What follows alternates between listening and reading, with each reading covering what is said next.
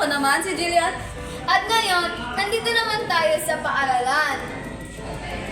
Upang magtanong ng mga opinyon ng mga estudyante sa kung ano ang mas magandang Pelikula. Pelikulang banyaga? o pelikulang lokal. Para sa akin, panalo talaga yung pelikulang banyaga dahil yung big budget, world-class actors at yung effects, amazing! Ikaw, hindi ka ba na-amaze? Nakaka-amaze? Halos pare-pareho lang yung kwento eh. Hero saves the world. Tapos may love story pa sa gitna. Sa lokal, damang-dama mo yung puso, may emosyon, relatable. Mag-standby ka lang dyan. Yung foreign films, may iibang level ang storytelling nila. At saka, hindi ka ba nakarelate sa Star Wars, Avengers, iba pa dyan?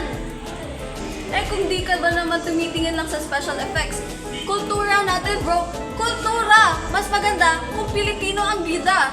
Teka, magsimula na nga tayo sa interviews bago humaba tong debate natin. Uy, perfect timing. May magkajowa dito. Excuse me po, ma'am, sir. Ano po mga pangalan niyo?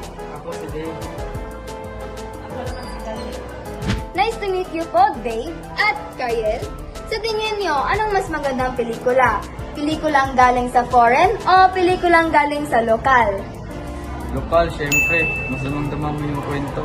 Ika lang ako, friend. Mas gusto ko yung big budget production. Uy, may split opinion tayo dito. Magandang usapan ito.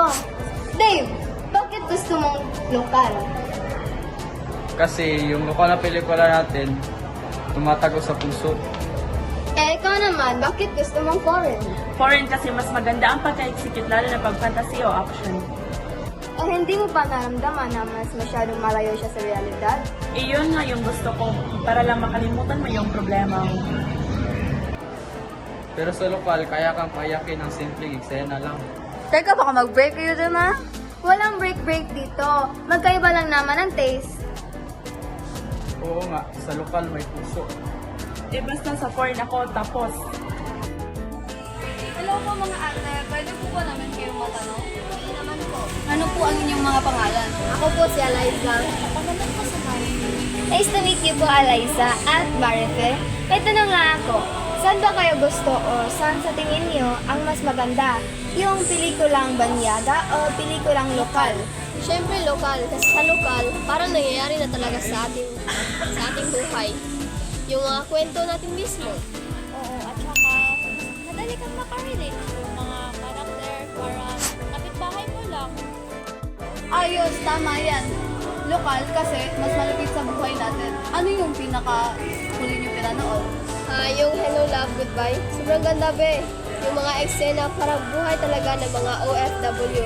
Tapos yung acting, ang galing, napaiyak ko sa dulo. Oo, kahit kita-kita lang, ang cute ng kwento pero ang bigat sa puso.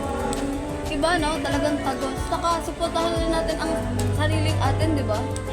Oo na. Pero hindi niyo ba nararamdaman na mas malaki yung scale ng foreign films?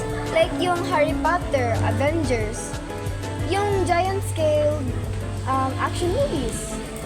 Puro na lang kasi local movies. Alam mo, mas maganda rin naman yung action scenes sa foreign. Pero minsan kasi over the top eh. Mas gusto ko pa rin yung simple pero makabuluhan. Yung tipong may aral.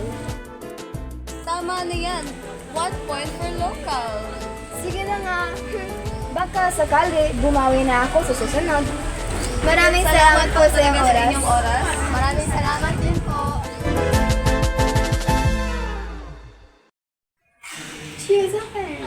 So ayun na nga mga kaibigan. Manalo ang lokal na pelikula dito sa Pitos. Pelikula. Mas marami talaga. Porta video day! Para sa pelikula. Kaya supportahan natin ang Filipino filmmakers. Good game, pero sa huli, dapat na, tasting. Good game, pero sa huli, lahat tayo, dapat proud. Lahat tayo ay dapat proud sa ating pelikula. Next.